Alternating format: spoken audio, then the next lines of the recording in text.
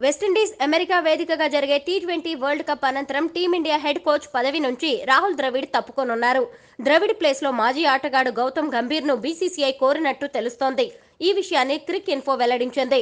ద్రవిడ్ పదవీ కాలం గత ప్రపంచ కప్ తర్వాత ముగిసింది.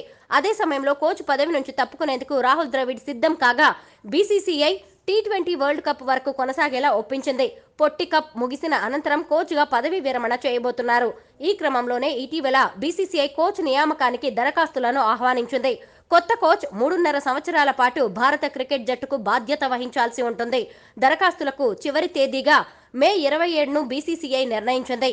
అయితే టీమిండియా ప్రధాన కోచ్గా గౌతమ్ గంభీర్ బాధ్యతలు చేపట్టాలని బీసీసీఐ కోరుకుంటున్నట్టు క్రిక్ ఇన్ఫో నివేదిక వెల్లడించింది. వాస్తవానికి Gautam Gambhir IPL Kolkata Knight Riders జట్టుకు మెంటార్ గా కొనసాగుతున్నారు. గంభీర్ లక్నో సూపర్ జైంట్ కు మెంటార్ గా 2 ఏళ్లు కొనసాగారు. మళ్లీ కేకేఆర్ మెంటార్ గా కొనసాగుతున్నారు. టీమిండియా హెడ్ కోచ్ పదవికి దరఖాస్తు చేస్తాడా లేదా అనేది చూడాల్సిందే. టీమిండియా కోచ్ రేస్ లో భారత మాజీ ఆటగాడు వివిఎస్ లక్ష్మణ్ పేరు కూడా వినిపిస్తోంది.